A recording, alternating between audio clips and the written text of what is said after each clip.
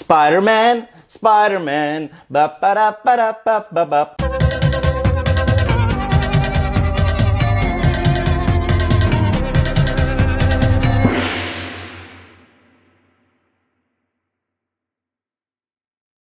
Spider-Man Homecoming. Welcome back everyone. Apologies, it's been a while, but now I'm back with a new camera and with new content. So now let's talk about Spider-Man Homecoming. And I figured since this film has been out for a couple of weeks now, well, let's talk spoilers as well. So this review will contain spoilers. You've been warned. Spider-Man Homecoming is the first standalone Spider-Man movie featuring Tom Holland as Spider-Man. He was first introduced in last year's Captain America Civil War. And as you already know, I was a huge fan of Tom Holland's portrayal of both Peter Parker and Spider-Man in Captain America Civil War. To me, he was the best on-screen Spider-Man ever because he had the quips down, he was hilarious, but he was also a little kid, 15 years old, a dumpster diver, poor as hell, and a fanboy because he fought alongside and against all those heroes that he grew up loving. So I was like, yeah, I'm down for a standalone film.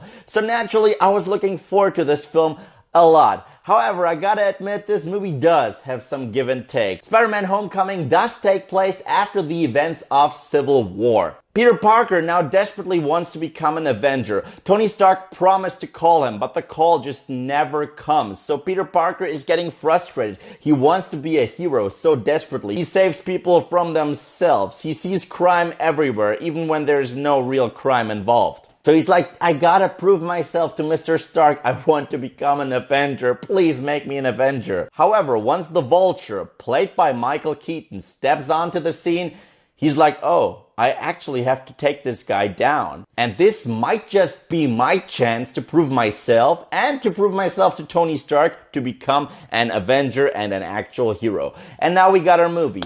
Now, as I already said, this movie, in my opinion, had some give and take, but overall, I enjoyed it a lot. Let's address the positives first. The writing for both Peter Parker and Spider-Man was spot on in this film. Tom Holland owns the part. He is so great as Peter Parker. Because Peter Parker is a very shy guy. He's a nerd. He hangs out with his friend Ned all the time, who I thought would be annoying, and he wasn't, because they had great chemistry. They were both Star Wars fans, comic book fans. I was like, I like it. You are the shy guys, the people that naturally don't get invited to join other people's parties. I was like, so yeah, I get it. I can't illustrate the whole John Hughes high school movie feeling or vibe enough. It was terrific. And the flip side of the coin, Spider-Man also applies. He is hilarious. He has the great one-liners. He has the great quips. And he is badass. And the action, once again, terrific. Also, I liked some of the side characters. As I mentioned before, Ned. Some people said he would be Ned Leeds. No, he really isn't. He's Ned, a new character, an original character, but he worked for this film. Also, Marissa Tomei as young, hot Aunt May worked. Not only because she is young, sexy, and hot, which she is.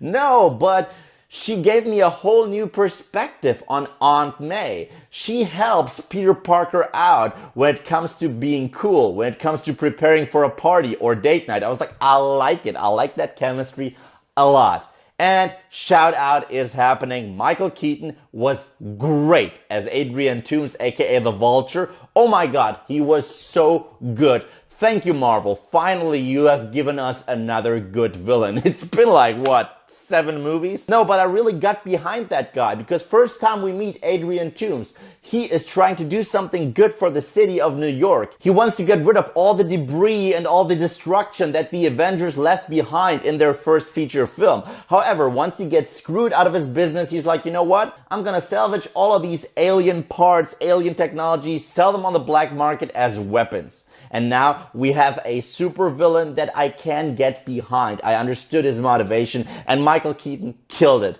The way he delivered his lines, he was a guy you're like, oh, I ain't gonna mess with this guy. The action sequences were also terrific and the humor was on point. Once again, this movie references a lot of John Hughes-like movies, especially Ferris Bueller's Day Off. And also, I like the fact that Jon Favreau and Robert Downey Jr. were used sparingly. I thought to myself, oh my god, is this going to be Iron Man 4? it wasn't. Iron Man was sparingly in the film, but when they used him right. He was the mentor figure. They already hinted at that in Civil War, and he was perfect in the movie. Once again, Robert Downey Jr., I mean, at this point, you know he's Tony Stark, and you know he's gonna be terrific, but he did not overshadow Spider-Man, which is a good thing. And we got to see Pepper Potts at the end of the movie. I was like, awesome.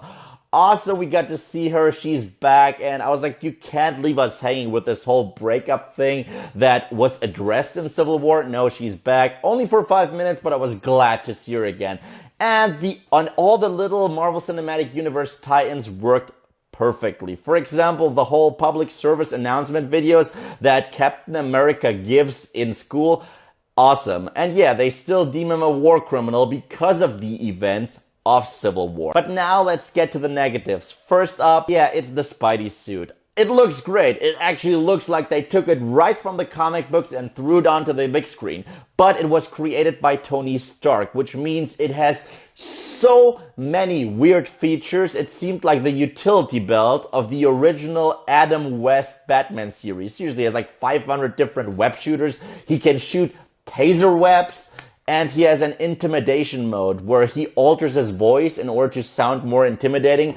Yeah, I know they played it for comedy, but it didn't work for me at all. I hope they change that. I hope they remove this element from the new Spider-Man, because Spider-Man needs to stand on his own feet. He needs to create his own tech. Please. I know we have super genius Tony Stark, and it makes sense for him to provide him with that technology, but please. This is still Spider-Man, not Iron Man. And I really didn't like what they did with Shocker, because they promised us Shocker. I mean, they even published this promotional picture. Shocker, for all intents and purposes, he is not in the film. He is in the film just like the Rhino was in The Amazing Spider-Man 2. Granted, this movie is a lot better than The Amazing Spider-Man 2. But it's the same concept, because the Shocker is an actual character, a great villain, an engineer, a smart guy, who created this gauntlet himself in order to rob banks and become rich. He's a genius. He's almost every bit as smart as Peter Parker is in the comic books, and he doesn't kill. He has a code of conduct and everything. This time around, yeah, it's just a gauntlet. It's a Chitauri gauntlet. First time around, we see the guy from Prometheus wearing it, and then he gets wasted, so the gauntlet gets passed on to the second guy. He's now the Shocker. That didn't work for me, because the Shocker is a real character. If you want to have the Shocker in the film, give us the real character. If you want to have a random henchman, have a random henchman, but don't do this to a beloved character. And yeah, his love interest, she was fine in the movie, but this wasn't really a love story. He had a nice little crush on the girl. The cool thing about her is actually the fact that her father is Vulture, which is great because there is a personal connection between Peter Parker and the villain. Very reminiscent of Norman Osborn in the original Sam Raimi flick, because he was the father of James Franco's character, Harry Osborn. But she herself wasn't that interesting, and they did not form a relationship. There were no stakes when it came to this relationship. Like, for example, Andrew Garfield and Gwen Stacy. I was like, oh, please, let them be together. Kirsten Dunst and Tobey Maguire. I was rooting for them. This time around, I was like, yeah, I couldn't care less. And Peter Parker doesn't seem to care that much. He obviously has the hots for her, but that's where it ends. And Zendaya, I hope that's her name. Her character annoyed me, I gotta be honest. She was always like, oh, Peter, you're so weird. You're so super weird.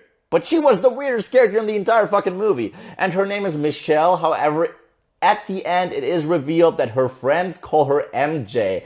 However, please don't turn her into MJ, because there was no romantic connection between these two whatsoever. And she didn't even act like Mary Jane Watson. So just have her in the movie, have her be an original character, and you're gonna be fine. However, I also have to address one very positive thing about this film. It's not another origin story. Thank God we don't get to see the murder of Ben Parker again. There's no "with great power comes great responsibility" speech in the film. Thank God for that. It is still an origin story, kind of, because Peter Parker has to learn to become a real hero. Because up until this point, he was the neighborhood Spider-Man. He didn't do a lot. He wanted to do a lot, but this time around, he actually learns what it's like to become a hero and to do one's own thing, which is why he rejects Tony Stark's offer at the end. The movie does not end with him becoming an Avenger. He wants to do his own thing, and I like that. That's a coming-of-age story. That's cool. That fits the character perfectly. And the two post-credit sequences. You can't talk about Marvel without addressing the two post-credit sequences. The first one was awesome. We got to see Adrian Toomes in prison after he failed to screw everything up. And he's approached by Scorpion, who tells him, hey, you know what? Spider-Man locked us both up, but I got a couple friends out there who would like to seek revenge upon Spider-Man. So yeah, why not team up? If that is supposed to be a Sinister Six setup, I'm down. Please. I mean, you already gave us one terrific Vulture. If you can pull off 5 other great Spider-Man villains, please. I'm down. The second one is just straight up hilarious. The second post-credit sequence that the audience is exposed to after waiting is Captain America popping up on the screen telling us, oh, you know what's really important? Patience. Sometimes it pays off. Sometimes it's just disappointing. And I was like, you just rickrolled us. You rickrolled us all. Hilarious. But overall, I enjoyed Spider-Man Homecoming quite a lot. It was probably my favorite Spider-Man film ever since Spider-Man 2 by Sam Raimi. And I'm gonna say that Spider-Man Homecoming gets the silver medal. I know, no gold medal, but what can I say? It didn't quite give me the emotional punch that I was hoping for. And also the whole Spidey Iron Man suit situation and the whole shitting on the character of the Shocker. Yeah, I just had to take points off. But that doesn't mean that it's a shit movie. It's a great movie. Go check it out. You probably have already, which is why my question is today, what did you think of Spider-Man Homecoming? Let me know in the comment section below. And thank you guys, as always, for watching. And if you like what you see here and you want to see more, then just subscribe.